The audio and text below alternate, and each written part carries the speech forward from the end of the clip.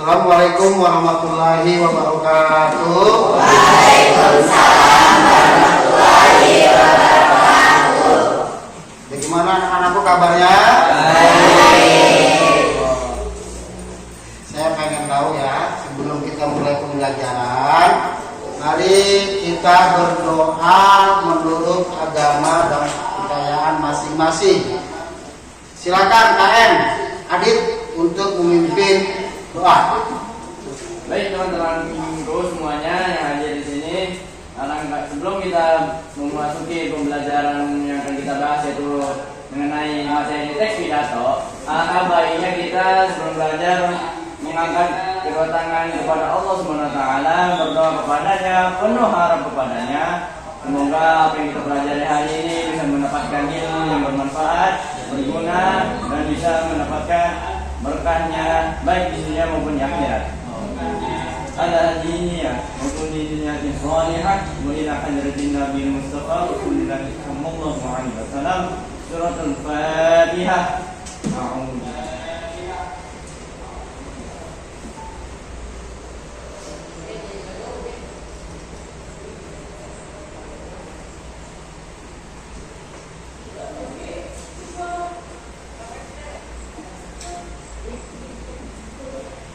Selesai. Hari ini baik, setelah kita berdoa, ada yang tidak masuk? Ya, hadir semua. Ya. Oke, ini kayaknya sudah mau menjelang siang ya, masih agak layu-layu gitu. Iya. Oke, coba kita coba ya. Semangat pagi. Pagi, luar biasa. Alhamdulillah. Ini alangkah baiknya kita sebagai warga negara Republik Indonesia cinta akan tanah air kita, yaitu Negara Kesatuan Republik Indonesia. Untuk mengawali kegiatan kita, ya kita silakan dipimpin seorang, kita menyanyikan lagu Garuda Pancasila.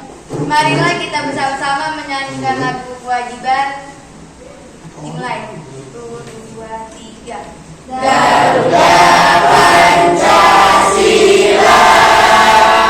akulah pendukungmu. Patriot proklamasi, sedia berkorban untukmu. Pancasila dasar negara, rakyat adil makmur sentosa, berdikari bangsaku. Ayo maju, maju, ayo maju, maju, ayo maju, maju.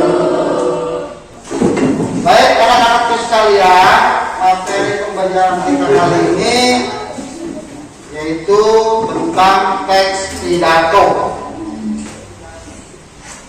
Pernah dengar kata pidato? Nah, sekarang saya tanya kalian, pernah tidak kalian melihat atau mendengar, mengamati orang berpidato? Nah, di mana? Apa? Di depan umum. Apa lagi? Di masjid, balai desa, di sekolah. Apa lagi? Di TV. Di TV. Nah, berarti lebih dari sekali kan kalian melihat. Berarti kalau kalian bisa melihat lebih dari sekali, kalian bisa membandingkan. Nah, biasanya kalau di sekolah itu siapa yang berpidato? Guru atau kepala sekolah, atau juga siapa? Ketua OSIS. Ya, katanya ketua OSIS ya, yang pidato, ketua OSIS. Kalau di masjid, ustazah. Berarti kalian bisa membedakan. Biasanya kalau orang di masjid, di sekolah, kepala sekolah, guru di sekolah itu pidato menyampaikan apa sih?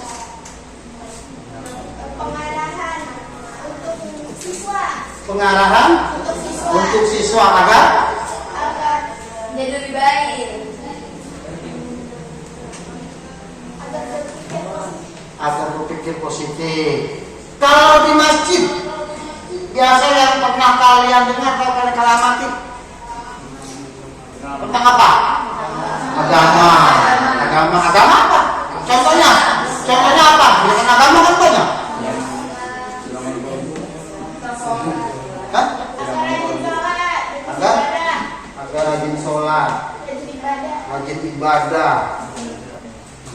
Ya, kelompok yang telah kita berikan ini, yang telah saya buat ini adalah tindak lanjut dari yang pertemuan sebelumnya. Tetap kita tidak ada perubahan karena yang saya ambil berdasarkan karakter kalian, ya, karakter daripada kemampuan masing-masing siswa. Biar yang pintar bisa memberitahu teman-temannya yang kurang mampu atau kurang bisa memahami materi pembelajaran. Jadi kelompoknya maka sudah saya buat itu tidak lanjut daripada pertemuan yang minggu. Nah, oke anak-anakku sekalian, ya tadi kita sudah membahas tentang itu, tentang masalah pidato. Tadi kita pernah membahas, kalian pernah mendengar. Nah, dalam memahami pidato itu minimal kita tahu pengertian terlebih dahulu. Tahu pengertian terlebih dahulu. Makanya manfaatkan media-media yang hari ini telah kalian miliki. Sekarang itu zaman canggih. Setiap kita menerima materi pembelajaran, lihat sekarang ada internet. Ya. Gunakan akses internet itu untuk membuka materi-materi pembelajaran. Jangan tiktokan dulu. Ya, jangan tiktokan dulu. Apalagi IG. Sehingga kita nanti apa? Ya, salah menggunakan karena usia kita masih dini, masih sangat kecil sekali, masih remaja, yang menggunakan salah akses internet. Yang ada kita gunakan untuk belajar. Sehingga pada saat kalian menerima materi pembelajaran, kalian sudah paham.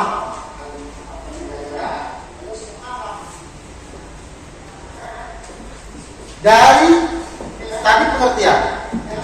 Dalam membuat sebuah pidato juga kita harus tahu minimal ciri-ciri pidato itu seperti apa. Adakah yang tahu? Ya, Ais. Memiliki tujuan yang jelas, isi materi jelas dan mudah dimengerti. Materi harus objektif, berisi wawasan yang menarik perhatian, memiliki kesimpulan. Oke, itu ciri-ciri pidato. Yang lain? Dan mudah dimengerti. Anak-anak kita menyampaikan sesuatu, menyampaikan pesan kepada orang. Ya, kita menyampaikan pesan kepada orang. Nah, orang yang kita berikan pesan itu minimal harus bisa memahami apa yang kita sampaikan. Hadirin sekalian berbahagia, hari ini bertepatan dengan ini, saya mengajak bla bla bla bla bla. Nah, seperti itu. Karena ada pesan yang tersampaikan, mudah dimengerti, mudah dipahami. Itu ciri-ciri daripada pidato. Berarti kalau tidak bisa dipahami dan tidak dimengerti, itu bukan kita. Langkah pertama pembelajarannya itu memahami teks pidato. Bagaimana teks pidato? Apa itu teks pidato? Nah setelah itu baru nanti kita di pertemuan kedua baru kita membahas tentang menulis. Dalam memahami, ciri-ciri sudah tahu, apa pengertian sudah tahu, ada susunan. Nah, dalam rangkaian membuat pidato, itu namanya apa? Struktur. Secara dasar, apa itu struktur pidato? Coba yang tahu. Susunan dalam membuat pidato itu langkah-langkahnya apa aja sih? Pertama, apa? Topik atau pembukaan, betul. Apalagi? Isi pidato, apalagi? Menentukan tujuan. Isi pidato apa isinya? Sifat gagasan. Apalagi? Pikiran. Apalagi? Pandangan. Arahan. Itu isi. Kalau nggak mengandung isi, tidak ada isinya, berarti bukan pidato. pembukaan atau kata pembuka. Kata pembuka itu diantaranya apa? Salam, lagi sapaan, ucapan rasa syukur. Apa? Apa yang? Pembukaan. Ya, salam, sapaan, apa? Ucapan rasa syukur. Hah? Pengantar isi pidato. Yang kedua isi. Tadi isi apa? Ada gagasan, penyampaian, pemikiran, arahan, pandangan, apalagi pesan yang atau amanat yang ada di dalamnya. Itu namanya terdalam dari isi. Nah, setelah isi ada pembuka, ada isi, yang ketiga penutup. Apa itu penutup? Contohnya ucapan terima kasih, ya, apa? Ucapan maaf, apalagi doa, apalagi salam penutup tadi ya, apalagi simpulan dari isi pidato. Di struktur pembuatan pidato itu ada 3. Yang pertama pembukaan, yang kedua isi, yang ketiga unsur-unsur itu atau struktur itu harus ada dalam membuat sebuah pidato. Kalau sudah paham nih, tadi ciri-cirinya ada, harus bersifat ajakan, penyampaian, terus pengertiannya tahu, jadi pendapat yang disampaikan di halayak atau umum. Sudah tahu pengertian, sudah tahu ini, sudah struktur. Langkah awal dalam pembahasan materi penyampaian pidato, kalian mungkin sudah bisa memahami. Kita lari ke pengerjaan tugas. Silakan tugas dikerjakan secara berkelompok. Ya, secara berkelompok. Teksnya didiskusikan secara berkelompok. Nah, setelah itu dipresentasikan. Ya, nanti dua orang, satu membaca teks pidatonya, yang satu menjelaskan ya, hasil diskusinya atau mempresentasikan, yang lain boleh komentar. Nah, tunggu dulu. Ya. Silakan kalian kerjakan berdasarkan teks yang telah diserahkan di masing-masing kelompok tadi, bentuk LK-nya. Nanti siapa yang bisa dipercaya dari masing-masing kelompok untuk mempresentasikan. Berarti 2 orang, yang satu membaca teks pidatonya, yang satu mempresentasikan hasilnya. Nah, itu di situ yang kita bahas tentang unsur gagasan, pikiran, pandangan, arahan, pesan tertulis dalam sebuah teks pidato yang ada.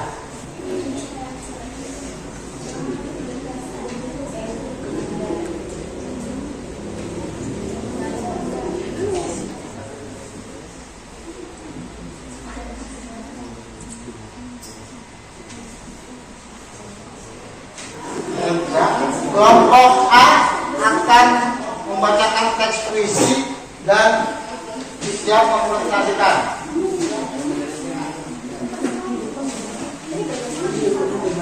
Assalamualaikum warahmatullahi wabarakatuh. Waalaikumsalam warahmatullahi wabarakatuh. Kami dari kelompok A akan mempresentasikan tugas yang diberikan oleh Pak Yudi. Sebelumnya tugasnya dibacakan oleh Azhar. Semoga di pagi hari hari yang cerah ini kita semua masih dalam lindungan yang Maha Kuasa. Pada kesempatan ini saya berdiri di hadapan Anda sekalian. Dalam hal ini izinkan saya untuk sedikit mengingatkan kepada hadirin sekalian, khususnya sahabat-sahabat saya yang masih duduk di bangku sekolah, perihal pentingnya nilai pendidikan bagi manusia. Apa arti pendidikan itu dan mengapa setiap orang sangat membutuhkannya? Bukankah pada prakteknya bukan hanya orang-orang yang berpendidikan saja yang mampu mengecap pendidikan? Lalu mengapa kita harus mengenyam pendidikan guna mewujudkan semua impian yang ada dalam benak kita? Para hadirin yang saya, dan pendidikan adalah sumber teori untuk segala sesuatu dapat dikerjakan atau direalisasikan sesuai yang kita harapkan. Jika kita ingin memiliki jasmani yang sehat, rohani yang bersih, tentunya kita harus mengerti bagaimana cara untuk menjadikan jasmani kita sehat dan menjadikan rohani kita bersih. Sahabat-sahabat yang saya cintai, mari kedepankan nilai penting pendidikan. Mari kita bekali diri kita yang masih lemah dengan pendidikan. Mari jadikan pendidikan sebagai alat untuk menjadikan diri kita menjadi individu yang lebih baik. Sukses itu hanya milik orang-orang yang pantas untuk mendapatkannya. Dan pendidikan akan menjadikan kita pantas untuk mendapatkan kesuksesan dengan cara kita mau mengaplikasikan setiap pedoman hidup dan pendidikan yang kita kecap. Para hadirin yang saya muliakan, demikian sedikit pesan yang dapat saya sampaikan pada kesempatan yang penuh bahagia ini. Semoga dapat memberikan manfaat kepada kita semua. Terima kasih atas perhatiannya. Semoga kita senantiasa dalam lindungan Tuhan. Wassalamualaikum warahmatullahi wabarakatuh.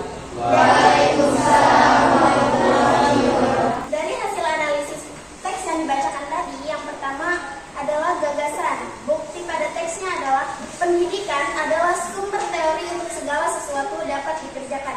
Pendidikan diperlukan agar kita sukses di masa yang akan datang. Pendidikan memberikan kita bekal pemahaman, teori, dan pedoman yang baik. Sekarang untuk presentasi kelompok A, mungkin ada yang menanggapi kelompok lain? Oke, saya ingin menanyakan dari persentase kalian. Kan katanya sukses itu adalah milik orang yang memiliki pendidikan. Apa berarti menurut pandangan saya, emang iya sukses itu hanya tergantung pada pendidikan gitu? Apa ada unsur lain yang bisa membuat kita sukses? Sukses. Ya, jelas pengetahuan kamu. Sukses memang tidak bergantungan.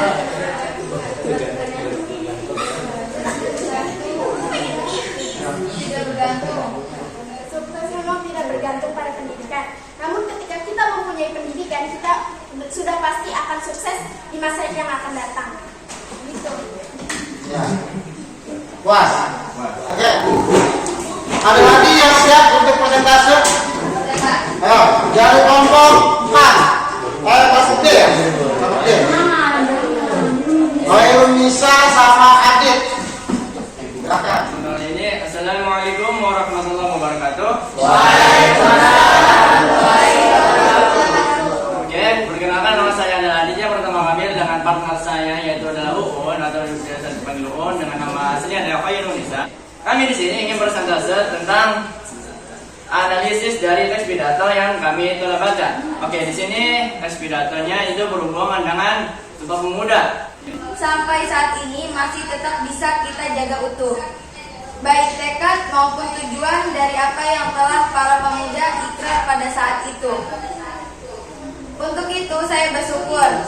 Mari kita panjatkan doa kehadirat Allah Subhanahu wa Ta'ala, Tuhan yang Maha Esa, agar kita semua, terutama generasi muda, diberi kekuatan lahir dan batin dalam meneruskan perjuangan pembangunan bangsa dan negara ini untuk mewujudkan kehidupan masa depan yang lebih baik.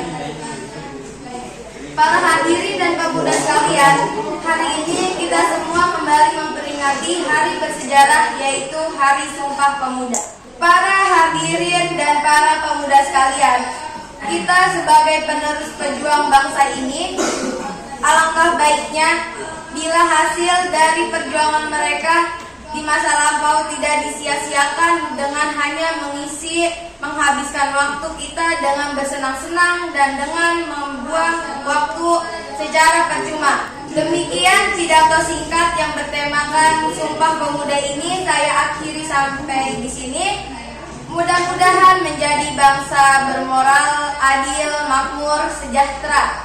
Sekian, terima kasih. Wassalamualaikum warahmatullahi wabarakatuh. Waalaikumsalam warahmatullahi wabarakatuh. Baik dari teks pidato yang telah dibacakan oleh partner saya telah menganalisis ya tim dari kita ya semua sudah menganalisis tentang unsur-unsur dari teks pidato yang tadi dibacakan. Oke, kita mulai langsung dari pertama gagasan. Gagasan dari teks pidato itu yaitu adalah pada ringkasannya kita harus selalu mengingat jasa pengorbanan para pejuang dan menghargainya, menjunjung tinggi jasa pengorbanan para pejuang dalam mencapai menegakkan kemerdekaan negara Republik Indonesia, karena memang para pejuang itu sangat susah payah dalam menghadapi para pejuang, contohnya Belanda. Nah, bukti pada teksnya buktinya itu pada teks mana? Terdapat pada teks para hadirin dan pemuda sekalian, hari ini kita semua kembali memperingati hari bersejarah yaitu Hari Sumpah Pemuda. Ini menunjukkan bahwa sebagai bangsa yang besar adalah bangsa yang selalu menghargai dan menjunjung tinggi jasa dan pengorbanan para pejuang dalam mencapai kemerdekaan Indonesia di negara Republik Indonesia ini. Oke, kita langsung ke unsur yang kedua. Unsur yang kedua itu adalah pikiran. Ringkasannya dapat disimpulkan bahwa bangsa yang besar adalah bangsa yang selalu menghargai dan menghormati jasa dan pengorbanan para pejuang. Jadi menurut pikiran kita semua, bangsa yang besar itu adalah bangsa yang bisa kita menghargai dan menghormati para pejuang dulu yang telah susah payah dalam meraih kemerdekaan negaranya. Oke, bukti pada teksnya yaitu ini menunjukkan bahwa sebagai bangsa yang besar adalah bangsa yang selalu menghargai dan menjunjung tinggi jasa dan pengorbanan para pejuang.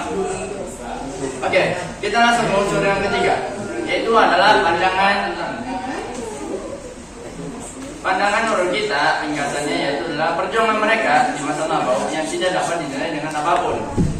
Jadi menurut pandangan kita perjuangan mereka ini tidak bisa dinilai dengan sesuatu yang mahal, meskipun itu dengan harta benda, meskipun dengan keluarga, meskipun dengan apapun, karena perjuangan mereka itu tidak hanya dengan tenaga, tapi dengan pikiran, dengan kerja keras dan susah payah. Banyak yang telah bertumpah darah hanya untuk meraih kemerdekaan Indonesia. Oke, kita langsung pada buktinya. Buktinya adalah perjuangan mereka tidak mengenal waktu perjuangan mereka takkan dapat dinilai dengan harta benda. Mereka semua mempunyai tujuan yang sama. Jadi memang tidak bisa dinilai ya, karena memang kita semua punya tujuan yang sama, yaitu untuk merdeka. Oke, kita langsung ke unsur yang keempat, yaitu adalah arahan. Oke, ringkasannya itu adalah kita tidak boleh menyediakan dan memanfaatkan perjuangan kemerdekaan Indonesia di masa lampau. Jadi kita di sini bisa menyebutkan bahwa arahan yang kita dapatkan itu adalah pada masa kemerdekaan Indonesia tahun 1945 kita tidak boleh menyediakan manfaat dari kemerdekaan itu. Karena apa? Merdeka itu secara bahasa itu berarti bebas. Berarti kita bebas dari penjajahan, tapi bukan berarti bebas dari penjajahan yang lain. Dalam hal ini artinya bebas itu adalah bebas dari penjajahan secara fisik, bukan secara non fisik. Jadi intinya kita tidak boleh menyanyiakan kita mengisi kemerdekaan dengan sebaik-baik mungkin. Oke, kita langsung menuju ke unsur yang terakhir, yaitu adalah amanat atau pesan yang tertulis. Di sini pesan yang tertulis dalam teks pidato itu dari semua yang telah dibacakan terdapat pesan tertulis dalam teks pidato itu, yaitu adalah kita harus menjadi pemuda yang disiplin, mandiri, mampu menguasai bidang teknologi dan memiliki keterampilan yang baik dalam menjalani kehidupan bangsa ini. Itu adalah hasil analisis yang dari kita rangkum. Oke, mohon maaf atas segala sesuatunya yang kurang, yang tidak enak hati dengan hati kalian, mohon maaf. Oke, siap. Bagaimana jika ada pemuda Indonesia yang tidak mau mengenang perjuangan perjuangan pahlawan. Bagaimana jika ada pemuda Indonesia yang tidak mau mengenang perjuangan para pahlawan sudah pemenang? Menurut Anda? Biarkan dia merasakan bahwa ketika dia misalnya menjadi pahlawan atau dia bisa menjadi orang yang terbaik, dan ketika dia wafat dan dia tidak dipandang oleh orang lain. Jadi misalnya meskipun pemuda itu tidak mau mengenang dan bisa pahlawan, oke, tidak apa-apa. Cuman ya, dia harus tahu bahwa ketika dia menjadi pahlawan itu sendiri, dan dia harus mengetahui bagaimana rasanya menjadi pahlawan di masa lampau. Kalau misalnya dia tidak mengenang jasa para pahlawan itu, ya mereka dia rasa sendiri. Jadi intinya, ya Allah, kenapa ini cucu-cucuku tidak mengenang diriku, pada aku susah payah gitu merasakannya. Jadi intinya dia itu tidak bersyukur gitu. Jadi biarkan dia merasakan, biarkan dia merasakan aja gitu. Biarkan ya udah gitu, nggak apa-apa kalau emang dia tidak mau mengenang. Cuman suatu saat jika dia menjadi pahlawan, suatu saat dia menjadi orang yang hebat, tapi ketika jasa-jasanya dilupakan oleh negara, oleh orang terbaik, orang terdekat, biarkan dia merasakannya bahwa gimana masa dulunya tidak mau mengenang jasa para pahlawan. Silakan kejenuhan kalian dari tadi hasil melihat teman-teman kalian pada saat presentase. Yuk kita tes dulu, masih konsen nggak di belajarnya? Selamat pagi, selamat siang, selamat sore, selamat malam, selamat sore, selamat pagi, selamat siang. Gajah, gajah, semut. Oke, semut. Iya, wang. Gajah, semut. Ya. Tadi kesempatan pelajaran hari ini mungkin kita cukup sampai di sini dan nanti untuk tujuan pembelajaran di pertemuan yang selanjutnya, saya harapkan kalian sudah sampai kepada tahap kalian bisa membuat atau menulis naskah sebuah teks pidato. Tadi kalian sudah bisa menjabarkan apa gagasan dari teks pidato yang tertera, ya, dan sudah ada gagasannya apa, arahannya apa, pandangannya apa, dengan pikirannya, usaha bagaimana, itu telah kalian bisa paparkan dan telah dipresentasikan oleh masing-masing kelompok. Untuk minggu pertemuan, untuk minggu selanjutnya, ya, minggu yang keduanya nanti saya memiliki target bahwa kalian bisa menulis sebuah naskah teks daripada teks pidato. Paham semuanya? Jadi seperti ya, jika memang kurang dan lebihnya saya mohon maaf. Jika memang dalam hal ini materi pembelajaran kita ya, kalian belum bisa, ya, masih ada yang belum bisa mampu untuk mengatasi, karena memang kemampuan manusia itu terbatas. Baik, saya ucapkan terima kasih. Bila taufiq wal hidayah. Assalamualaikum warahmatullahi wabarakatuh.